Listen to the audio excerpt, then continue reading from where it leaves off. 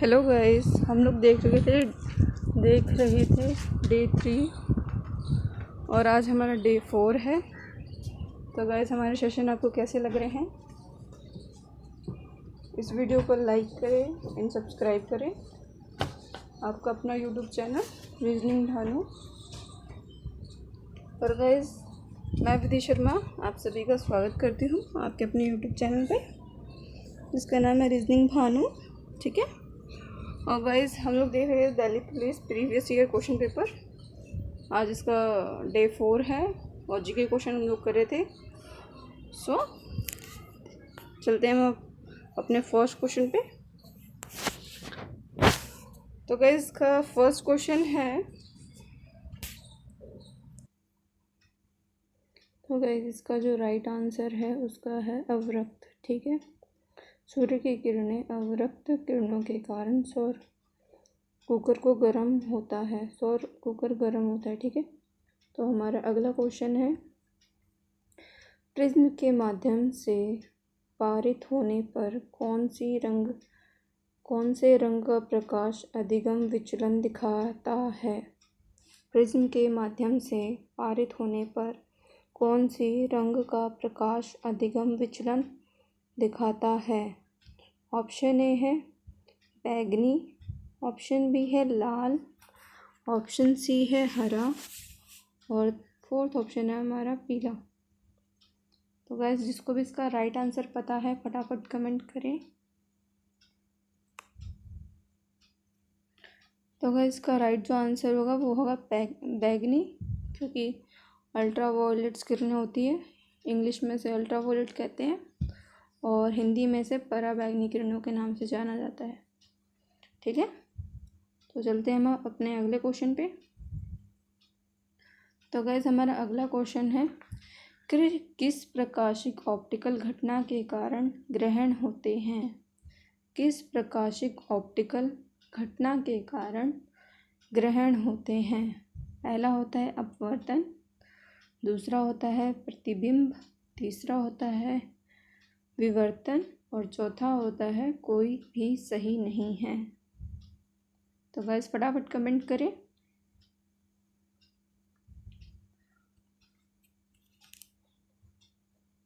तो गाइस, इसका जो राइट आंसर होगा वो हमारा कोई भी ऐसा विकल्प नहीं है जो प्रकाशिक ऑप्टिकल घटना के कारण ग्रहण होते हैं।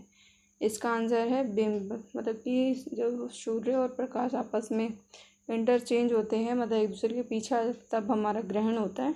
ठीक है। प्रतिबिंब एक दूसरे के पीछे छुप जाना वो अलग चीज़ होती है, और एक दूसरे के सामने आना, एक दूसरे की ऊर्जा को खींचना, वो अलग चीज़ होती है। ठीक है। तो गाइस, हमारा अगला क्वेश्चन है, निम्नलिखित में से कौन सा महत्वपूर्ण कारक मौसम के तंत्र को प्रभावित करता है? निम्नलिखित में से कौन सा महत्वपूर्ण कारक मौसम के तंत्र को प्रभावित करता है? ऑप्शन फर्स्ट है जेट धाराएं, सेकंड ऑप्शन है एल नीनो, थर्ड है ITCZ की स्थिति में स्थानांतरण और फोर्थ है ऑल विकल्प सही है हमारे। फटाफट कमेंट करें जिसको इसका आंसर पता है।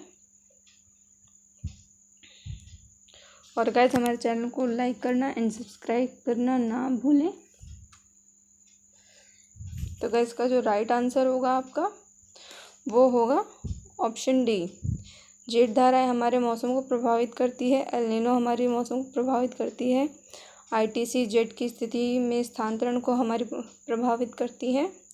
ये मौसम के जो भी चेंजेस होते हैं वेदर में, उन सब के बारे में कौन कौन सी धाराएं हैं, मतलब कि इंडिया में कौन कौन सी वे आते हैं, तो उनके बारे में बता रखा है। तो ये हमारी तीनों ही हमारे इंडिया में आती हैं, जिसके कारण हमारा वेदर चेंज होता है। तो गाइस, नेक्स्ट क्वेश्चन है हमारा, निम्नलिखित में से कौन सा राज्य भारत का सबसे बड़ा कोयला भंडार है? बहुत फेमस क्वेश्चन है हमारा। निम्नलिखित में से कौन सा राज्य भारत का सबसे बड़ा कोयला भंडार है? ऑप्शन ए है उड़ीसा, ऑप्शन बी है झारखंड, थर्ड ऑप्शन है असम और फोर्थ ऑप्शन है मध्य प्रदेश। कोयले की खान के नाम से भी उस राज्य को जाना जाता है। तो गाइस फटाफट कमेंट करें। तो गाइस का राइट जो आंसर है वो है झारखंड। झारखंड को कोयले का खान भी कहा जाता है। वहाँ पे कोयले की खानें बहुत बड़ी बड़ी हैं। तो गाइस हमारा नेक्स्ट क्वेश्चन है, भारत की जनगणना 2011 के अनुसार निम्न में से कौन सा राज्य भारत का सबसे कम आबादी वाला राज्य बना है? भारत की जनगणना 2011 के अनुसार निम्न में से कौन भारत का सबसे कम आबादी वाला राज्य है? ऑप्शन ए है सिक्किम, सेकंड है मिज़ोरम, थर्ड है गोवा और फोर्थ है त्रिपुरा। एक वेस्ट का पार्ट है, बाकी तीनों ईस्ट के पार्ट हैं।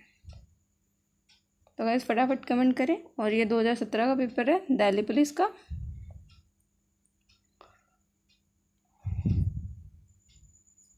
तो गाइस का जो राइट आंसर होगा वो होगा आपका सिक्किम।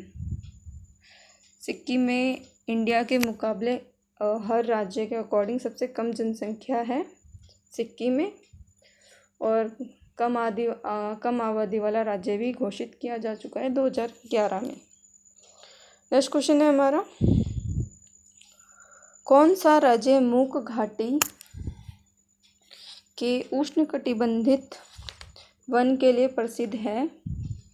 ऑप्शन ए है गोवा, ऑप्शन बी है केरल, थर्ड ऑप्शन है कर्नाटका और फोर्थ ऑप्शन है तमिलनाडु।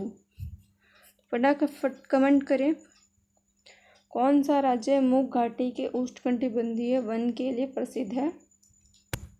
तो गाइस का जो राइट आंसर होगा, फटाफट कमेंट करें, गोवा, कर्नाटका, केरल, तमिलनाडु। इसका राइट आंसर होगा केरल। केरल राज्य मूक घाटी के उष्णकटिबंधीय वन के लिए प्रसिद्ध है। ठीक है। नेक्स्ट क्वेश्चन है हमारा, निम्नलिखित में से कौन सी काल्पनिक रेखा भारत को लगभग दो भागों में विभाजित करती है? गाइस बहुत इंपॉर्टेंट क्वेश्चन है। दिल्ली पुलिस जो भी हमारे डिफेंस सेक्टर हैं उनमें ये क्वेश्चन बन जाता है कि ऐसी कौन सी रेखा है या ऐसा कौन सा राज्य है जहाँ से जो भी हमारे पास ऑप्शन है उनमें से कौन सी लाइन गुजरती है या रेखा गुजरती है, और ये हमारी काल्पनिक रेखाएं हैं। इसका फर्स्ट ऑप्शन आपका कर्क रेखा, सेकेंड है मकर रेखा और थर्ड है विषुवत रेखा और फोर्थ है कोई विकल्प सही नहीं है। गाइस मैं यहाँ से क्वेश्चन पूछना चाहूँगी कि वे कौन से 8 राज्य हैं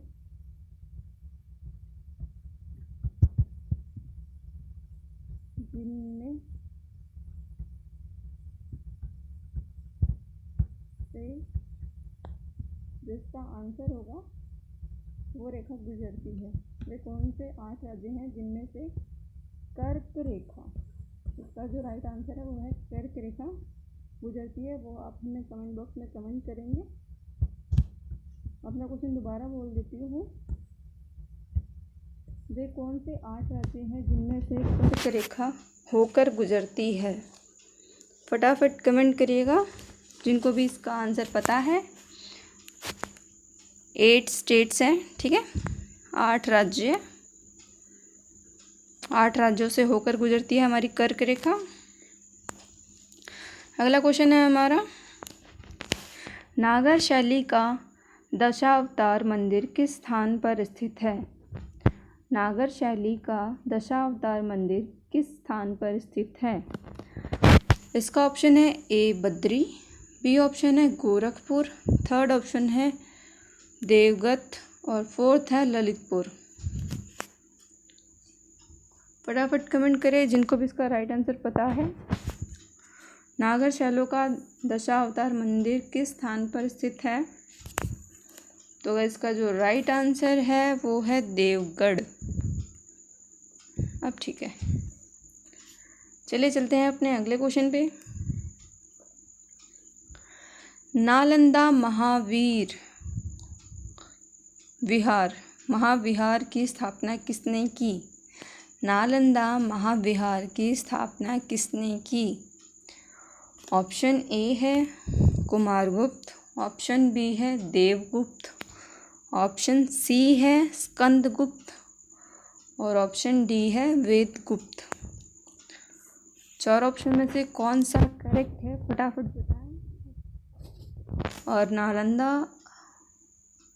सबसे बड़ी विश्वविद्यालय थी इंडिया की और वर्ल्ड की भी एक टाइम पे।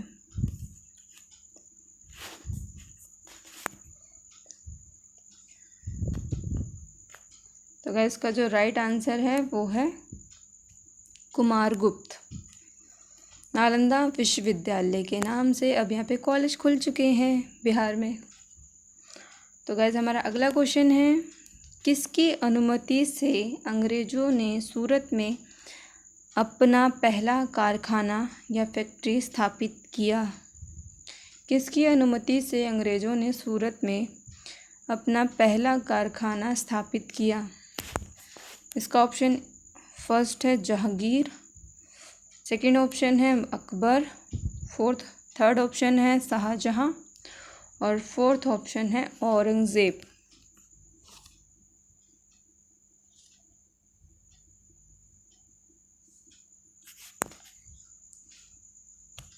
गाइस इसका राइट आंसर है वो है हमारा जहांगीर।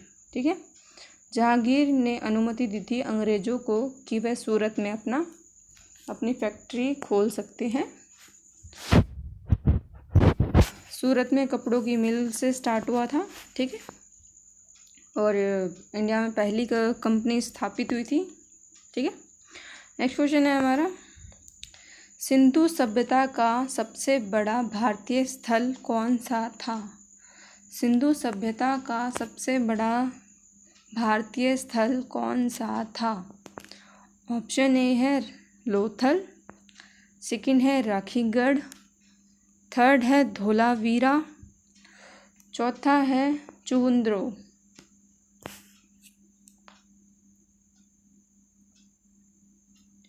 सिंधु सभ्यता का सबसे बड़ा भारतीय स्थल कौन सा था? तो गाइस इसका जो राइट आंसर है वो है राखीगढ़, इसका राइट आंसर है। ठीक है, नेक्स्ट क्वेश्चन है हमारा, भारतीय संविधान में लोगों के लिए कल्याणकारी राज्य की स्थापना के बारे में कौन सा अनुच्छेद बताता है? भारतीय संविधान में लोगों के लिए कल्याणकारी राज्य की स्थापना के बारे में कौन सा अनुच्छेद बताता है?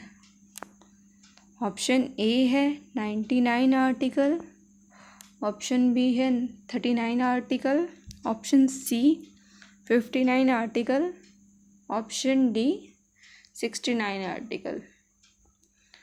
99 अनुच्छेद, 39 अनुच्छेद, 59 अनुच्छेद, 69 अनुच्छेद। भारतीय संविधान में लोगों के लिए कल्याणकारी राज्य की स्थापना के बारे में कौन सा अनुच्छेद बताता है? तो आर्टिकल 39 अनुच्छेद 39। ठीक है गाइस, नेक्स्ट क्वेश्चन है हमारा, इनमें से कौन सा राज्य सूची के अंतर्गत है? इनमें से कौन सा राज्य सूची के अंतर्गत है? इसका फर्स्ट ऑप्शन है कृषि, सेकंड है फौजीदारी कानून, थर्ड है शिक्षा और फोर्थ है रक्षा। तो बस फटाफट कमेंट करें। और ये हम 2017 का previous year Delhi police question paper solve कर रहे हैं, वो भी जीएस सेक्शन। ठीक है गाइस,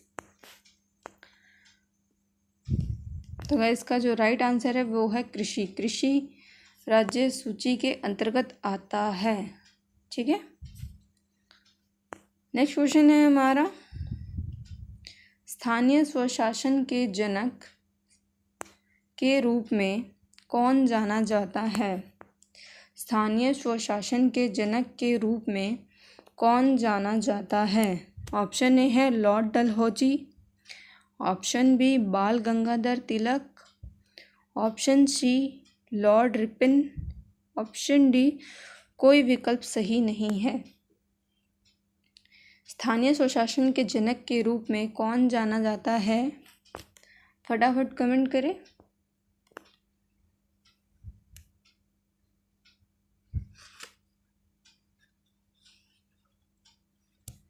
इसका जो राइट आंसर है वो लॉर्ड रिपन है। स्थानीय स्वशासन के जनक के रूप में लॉर्ड रिपन को जाना जाता है। ठीक है, याद रखेंगे आप लोग सभी ये क्वेश्चंस। नेक्स्ट क्वेश्चन है हमारा, दोहरी नागरिकता डैश की विशेषता है? दोहरी नागरिकता डैश की विशेषता है? ऑप्शन ए एकात्मक सरकार, ऑप्शन बी संसदीय सरकार, ऑप्शन सी संघीय सरकार, ऑप्शन डी राष्ट्रीयोपयोगी सरकार।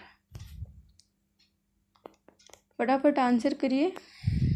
राष्ट्रपति सरकार, एकात्मक सरकार, संघीय सरकार, संघीय सरकार।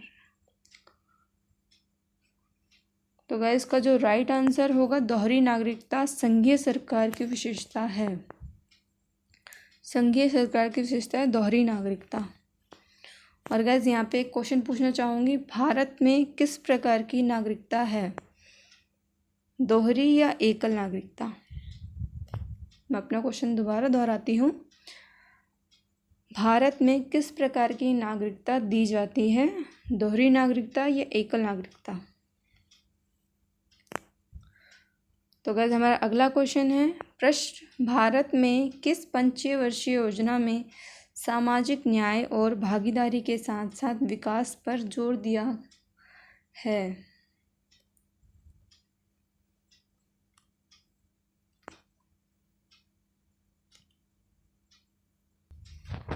भारत में किस पंचवर्षीय योजना में सामाजिक न्याय और भागीदारी के साथ विकास पर जोर दिया है? तो इसका ऑप्शन है, option A 8th, option B 9th, option C 10th, option D 11th।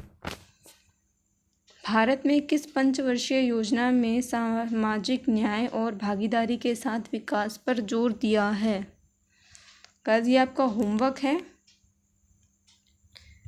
आपको इसको कमेंट बॉक्स में हमें कमेंट करना है इसका राइट आंसर क्या होगा। आपके पास ऑप्शंस गिवन हैं। तो गाइस का हम चलते हैं अपने अगले क्वेश्चन पे। नेक्स्ट क्वेश्चन है हमारा, बैंक राष्ट्रीयकरण का दूसरे चरण में कितने बैंकों को राष्ट्रीयकरण हुआ था? बैंक राष्ट्रीयकरण का दूसरे चरण में कितने बैंकों का राष्ट्रीयकरण हुआ था? ऑप्शन ए है 5, ऑप्शन बी है 4, ऑप्शन सी है 3, ऑप्शन डी है 6। बैंक राष्ट्रीयकरण का दूसरे चरण में कितने बैंकों का राष्ट्रीयकरण हुआ था? फटाफट कमेंट करें। तो गाइस इसका जो राइट आंसर है वो दूसरे चरण में 6 बैंकों का राष्ट्रीयकरण हुआ था। ठीक है, बैंक राष्ट्रीयकरण का दूसरे चरण में 6 बैंकों का राष्ट्रीयकरण हुआ था। ठीक है, नेक्स्ट क्वेश्चन है हमारा, आधुनिक संदर्भ में किस देश ने पहले स्वर्ण मानक को अपनाना शुरू किया था? आधुनिक संदर्भ में किस देश ने पहले स्वर्ण मानक को अपनाना शुरू किया था? ऑप्शन ए है हमारा संयुक्त राज्य अमेरिका, ऑप्शन बी है फ्रांस, ऑप्शन सी है यूके और ऑप्शन डी है इटली।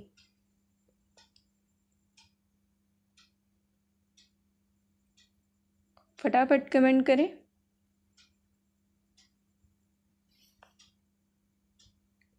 तो गाइस इसका जो राइट आंसर है वो है यूके। यूके। आधुनिक संदर्भ में किस देश ने पहले स्वर्ण मानक को अपनाना शुरू किया था? तो उसका आंसर है यूके, यूनाइटेड किंगडम। ठीक है।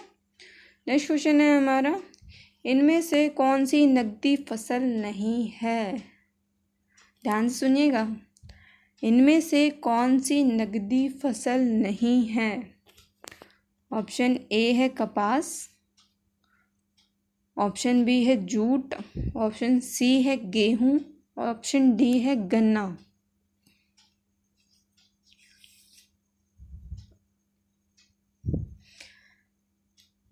फटाफट कमेंट करें। बहुत ही इजी क्वेश्चन है बट इम्पॉर्टेंट भी है एग्ज़ाम पॉइंट ऑफ व्यू से। तो गाइस इसका जो राइट आंसर है वो है गेहूँ। गेहूँ नकदी फसल में नहीं आती है, जिसे हम मोटे अनाज भी कह देते हैं या खरी फसल भी कह देते हैं। ठीक है। नेक्स्ट क्वेश्चन है हमारा, स्मार्ट शहरों में कौशल प्रशिक्षण के लिए भारत के पहले प्रधानमंत्री कौशल केंद्र का उद्घाटन किस शहर में किया गया था? स्मार्ट शहरों में कौशल प्रशिक्षण के लिए भारत के पहले प्रधानमंत्री कौशल केंद्र का उद्घाटन किस शहर में किया गया था? ऑप्शन ए है मुंबई, ऑप्शन बी है कोलकाता, ऑप्शन सी है हैदराबाद, ऑप्शन डी है नई दिल्ली। गाइस फटाफट आंसर करें, स्मार्ट शहरों में गिनती हो रही है।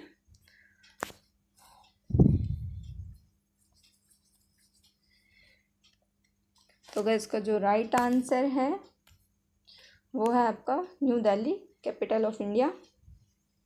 स्मार्ट शहरों में कौशल प्रशिक्षण के लिए भारत के पहले प्रधानमंत्री कौशल केंद्र का उद्घाटन किस शहर में किया गया था? तो इसका आंसर है नई दिल्ली। ठीक है।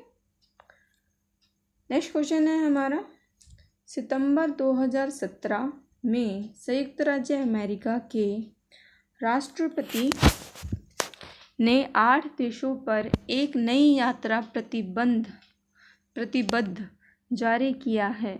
निम्न में से कौन सा देश उस सूची में नहीं आता? नहीं आता या नहीं है, आप दोनों ही कह सकते हैं। सितंबर 2017 में संयुक्त राज्य अमेरिका के राष्ट्रपति ने 8 देशों पर एक नई यात्रा प्रतिबंध जारी किया है। निम्न में से कौन सा देश नहीं आता? ऑप्शन ए है उत्तर कोरिया, ऑप्शन बी है ईरान, ऑप्शन सी है सीरिया, ऑप्शन डी है सूडान। तो गैस का जो फटाफट कमेंट करें, इसका जो राइट आंसर है वो है सूडान। ठीक है। नेक्स्ट क्वेश्चन है आपका, निम्नलिखित में से कौन व्यक्तिगत स्वतंत्रता से संबंधित है? निम्नलिखित में से कौन से व्यक्तिगत स्वतंत्रता से संबंधित है? ऑप्शन ए है प्रतिबंधित प्रत्याक्षीकरण, हेबियस कॉर्पस, ऑप्शन बी है एक्सट्रैक्शन, सर्ची अरेब्रा, ऑप्शन सी है प्रतिशेष प्रोविजन, ऑप्शन डी है परमादेय मेंटेनेंस।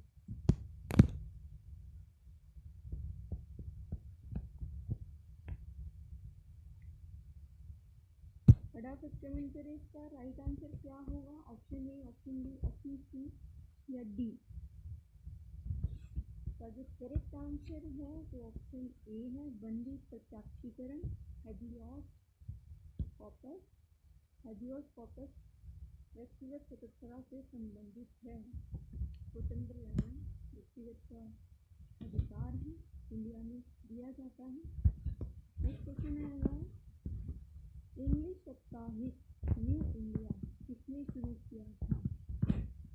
इंग्लिश साप्ताहिक न्यू इंडिया किसने शुरू किया था? ऑप्शन ए है महात्मा गांधी, ऑप्शन बी है बिपिन चंद्र पाल, ऑप्शन सी है दादा भाई नौरोजी, ऑप्शन डी है लाला लाजपत राय। फटाफट कमेंट करें इसका राइट आंसर क्या होगा। इंग्लिश साप्ताहिक न्यू इंडिया किसने शुरू करी थी? तो इसका जो राइट आंसर होगा वो होगा बिपिन चंद्र पाल। ठीक है, या फिर आपसे क्वेश्चन ये भी पूछा जाता है, बिपिन चंद्र पाल ने कौन सा इंग्लिश साप्ताहिक जो समाचार है उसकी शुरुआत कब करी थी या उसका क्या नाम है? ठीक है, बिपिन चंद्र पाल ने कौन सा साप्ताहिक न्यू समाचार शुरू किया था? ठीक है, तो इसका आंसर है न्यू इंडिया। कुछ भी घुमा फिरा के पूछ सकते हैं, हिस्ट्री है। नेक्स्ट क्वेश्चन है हमारा, निम्न में से कौन सा जलाशय वाटर बॉडीज निकोबार से अंडमान को अलग करता है? निम्न में से कौन सा जलाशय वाटर बॉडीज निकोबार से अंडमान को अलग करता है? ऑप्शन ए है अंडमान सागर, ऑप्शन बी है मन्नार की खाड़ी, ऑप्शन सी है पाक जलडमरू मध्य, ऑप्शन डी है 10 degree channel. Guys, Andaman Nicobar हमारे इंडिया का ही है। ठीक है, इंडिया के द्वीप हैं, जैसे लक्षद्वीप है वेस्ट साइड में। तो गाइस, इसका जो राइट आंसर है वो है आपका 10 डिग्री चैनल। ठीक है, 10 डिग्री चैनल जलाशय वाटर बॉडीज निकोबार से अंडमान को अलग करता है। ठीक है, थैंक यू सो मच। आपको हमारा सेशन कैसा लगे कमेंट करें ज़रूर, और गाइस सेशन को देखना ना भूलें क्योंकि प्रीवियस ईयर है। प्रीवियस ईयर से भी बहुत सारे क्वेश्चन बन जाते हैं, उनको उल्टा सीधा घुमा फिरा के आपसे पूछ लेंगे। ठीक है गाइस, और guys bye bye, take care, have enjoy, bye.